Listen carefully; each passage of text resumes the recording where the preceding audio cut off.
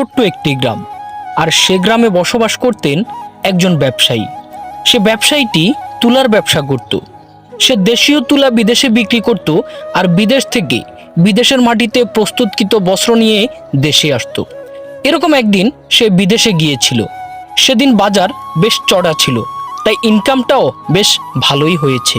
Income বেশি হওয়ায় সে তার একমাত্র মেয়ের জন্য একটি মুক্তার মালা কিনে তার সঙ্গে রাখে। এরপর যখন রাত হয় তখন সে তার জাহাজ নিয়ে বাড়ির উদ্দেশ্যে রওনা দেয়। কিন্তু মাঝে সমুদ্রে গিয়ে তার মনে হলো আকাশের গতি ভালো নেই। সমুদ্রের ঢেউগুলি উত্তাল হচ্ছে। দেখতে দেখতে রাতের অন্ধকারকে আরো ঘনিয়ে গাঢ় কালো করে তুলল আকাশের কালো মেঘ। শুরু হলো উত্তাল হাওয়া, তার জাহাজ দুলতে লাগলো। এটি দেখে তার কর্মচারীরা চিৎকার চেঁচামেচি শুরু করে দিল।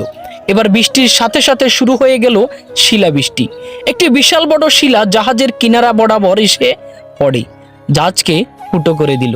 দেখতে দেখতে জাহাজের পাটাতনে 1 হাঁটু জল জমতে শুরু করলো।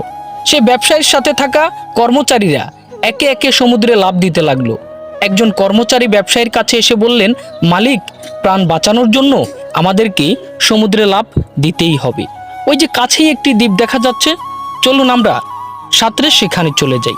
এটি শুনে ব্যবসায়ীটি বললেন, আরে মূর্খ, আমার উপরে আল্লাহ আছেন। আমি প্রতিদিন আল্লাহর বিধান মেনে চলি। প্রতি বছর আমি কোরবানি দেই। আল্লাহ থাকতে আমার কিছুই হবে না।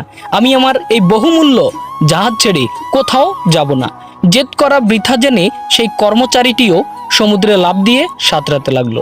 দেখতে দেখতে জাহাজের সব কর্মচারী সমুদ্রে লাফিয়ে পড়ল। কিন্তু সেই ব্যবসায়ীটি আল্লাহর নামে জিকির করতে লাগলো। এদিকে জাহাজ প্রায় জলমগ্ন। ব্যবসায়ীটি জাহাজের মাস্তুল ধরে আল্লাহকে ডাকতে থাকেন, কিন্তু জাহাজটির সাথে সাথে ব্যবসায়ীটিও ডুবে মারা গেলেন।